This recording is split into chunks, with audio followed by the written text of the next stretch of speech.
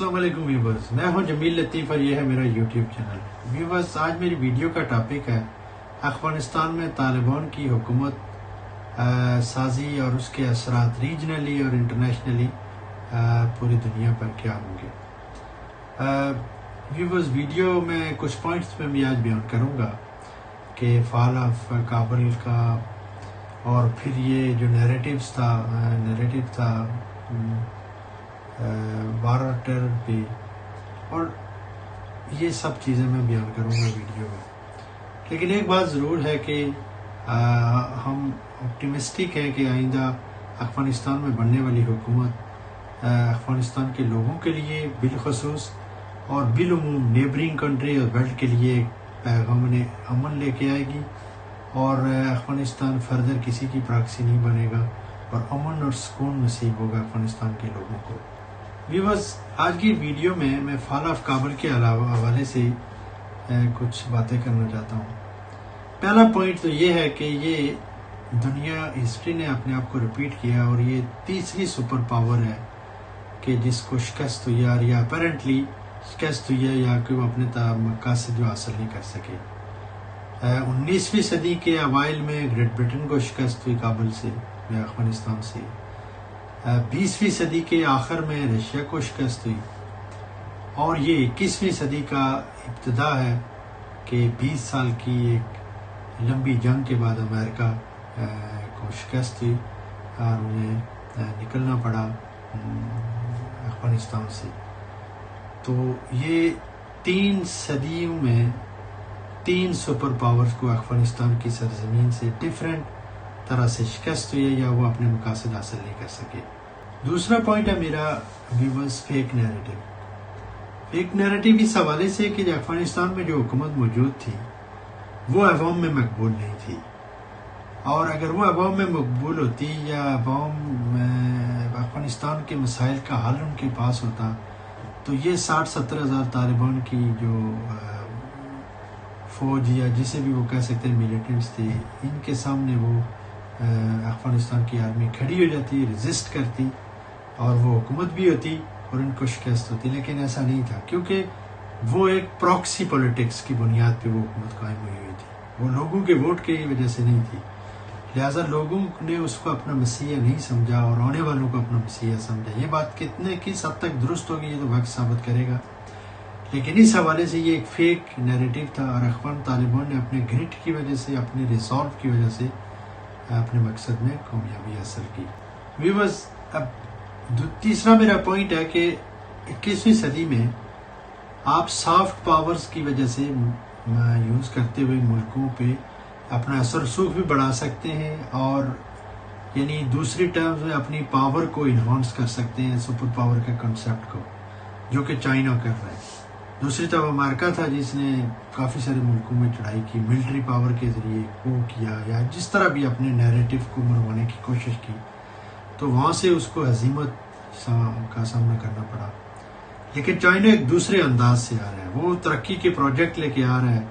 बेशक उस मुल्क जो जाने वाले मुल्क में उसका कितना इंटरेस्ट है ये तो आने वाला वक्त बताएगा, लेकिन उसने एक न्याय इस एक सॉफ्ट पावर को आप कह सकते हैं कि वो तरक्की के ज़रिए मुल्कों में दाखिल हो रहा है और यही कामयाब पॉलिसी है। और आने वाले ये कितना चाइना आगे जाता है, लेकिन फ़िलहाल ये उसकी कामयाबी नज़र आ रही है।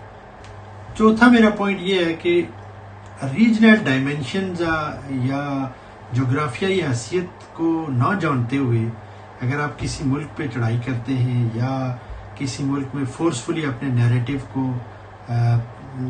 अडॉप्ट करवाने की कोशिश करते हैं तो आपकी कामयाबी के चांसेस बहुत कम है, जैसे अमेरिका के साथ हुआ है। जब तक आपके साथ रीजनल पावर्स अलाई नहीं करती या रीजन को आप साथ लेके नहीं चल रहे, उस वक्त तक आप कामयाब नहीं हो सकते। ये अमेरिका की पॉलिसी थी जिसको उसको नाकाम होना पड़ा। और दूसरी तरफ चाइना है जो ऑल इंक्लूसिव यानी रीजनल पावर्स को ले के वो है।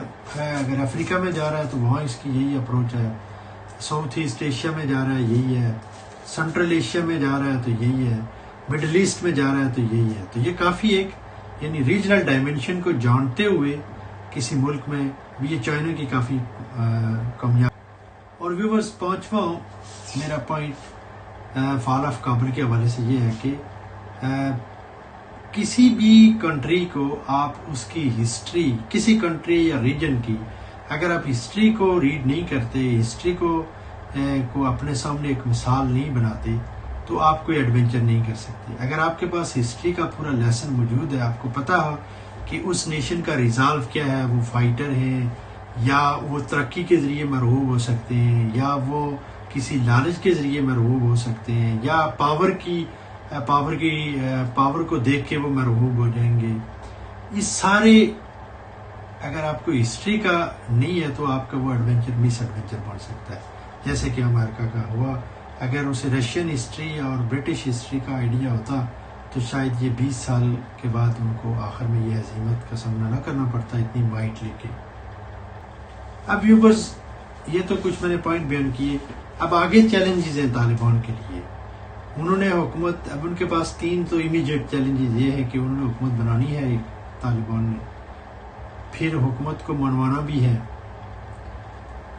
اور پھر ان کو حکومت چلانی بھی ہے. بنانے کے حوالے سے میرا اپنا ذاتی خیال یہ ہے کہ جو انفارمیشن یا میڈیا میں یا ان کے ڈیفرنٹ جو نمائندگان ہیں وہ ٹی وی پہ آ کے بیان کرتے ہیں پالیسی، تو انہوں نے اپنی جو مجلس شورا بنائی ہوئی ہے اس کے حوالے سے بہت سارے لوگ اس بارے میں اپٹیمسٹک تھے کہ وہ آل انکلوسیو گورنمنٹ ہوگی، لیکن مجھے نہیں لگتا کہ وہ ان لوگوں کو شامل کریں جن کے ساتھ وہ 20 سال سے جنگ ہوئے ہیں. تو آل انکلوسیو نہیں ہوگی، لیکن شاید کچھ ایسے لوگ جو غنی ایڈمنسٹریٹو میں شامل تھے ان کو وہ کیبنٹ میں لے لیں. یہ کم سے کم میرے خیال میں لگتا ہے ہو جائے گا. اور دوسرا پوائنٹ یہ ہے کہ ان کو حکومت بنانے کے بعد حکومت منوانی ہے. ویسٹ میں رہتے ہوئے میری اپنی جو پرسپشن یہی ہے اور آئیڈیا بھی یہی ہے کہ ویسٹ شاید ان کو جب تک دیکھے گا نہیں، ویسٹ اور امریکہ ان کو اتنی جلدی طالبان کو ایکسیپٹ نہیں کریں گے، کیونکہ 96 سے 2001 کا تجربہ ان کے لیے اچھا نہیں ہے ان جنرل بھی. تو اس وجہ سے یہ کافی مشکل ہوگا کہ ویسٹ میں یا امریکہ میں ان کو پذیرائی ملے ابتدا میں. آپ کچھ لیول پہ شاید طالبان سے تعاون کرے امریکہ ISIS کے خلاف، یا یورپ تعاون کرے، لیکن یہ کہ وہ افغانستان کی طالبان کی حکومت کو فوراً ایکسیپٹ کر لیں یا ان کے ساتھ شیر و شکر ہو جائیں، اس کا چانس بہت کم لگتا ہے. اس بات کا چانس زیادہ ہے کہ اس میں ریجنل پاورز انوالو ہوں گی، وہ یہ کام کر سکتی ہیں زیادہ بہتر انداز سے. اور جب ویورز میں نے ریجنل پاورز کی بات کی تو ریجنل پاورز میں امپورٹنٹ پلیئرز جو ہیں وہ چائنا ہے، سپر پاور کا ایک ٹیگ ان کے پاس ایسا لگ رہا ہے کہ نیئر فیوچر میں آ جائے گا. اس کے بعد رشین ہے، ترکی ہے، اس کے بعد ایران ہے، پاکستان ہے، انڈیا ہے. یہ ممالک ہیں. انڈیا کے حالانکہ اپنے تحفظات ضرور ہیں، لیکن انڈیا کی کیونکہ وہاں پہ کافی انفراسٹرکچر بلڈ کیا ہے، اور میرا نہیں خیال کہ انڈیا اپنے ان ایسٹس کو ضائع کرے گا. وہ بھی کسی نہ کسی لیول پہ طالبان سے بات میں انگیج کرے گا. مانے نہ مانے یہ شاید دوسرے سٹیپ کی بات ہو، لیکن مین کردار وہ جو چائنا کا ہوگا ان کو منوانے کا. اگر چائنا اور رشیا نے کچھ سٹیپ لیے تو میرے خیال میں طالبان کو لوکل ایک ریجنل لیول پہ ان کے منوانے کا جو نظام ہے وہ شاید پورا ہو جائے جلدی. اور تیسرا پوائنٹ ہے ویورز، حکومت کو چلانا. ابھی کرنٹ سچویشن یہ ہے کہ افغانستان کے جو 9.2 بلین کے ایسٹس تھے وہ فریز ہو چکے ہیں. میرا نہیں خیال کہ ورلڈ بینک اور IMF امریکہ کی مرضی کے بغیر ان کی کوئی سپورٹ کریں گے. اور اس کے بعد ان کے اپنے جو امدادی 4.2 بلین امریکہ نے دینا تھا 2023 تک، شاید وہ بھی نہ ان کو ملی.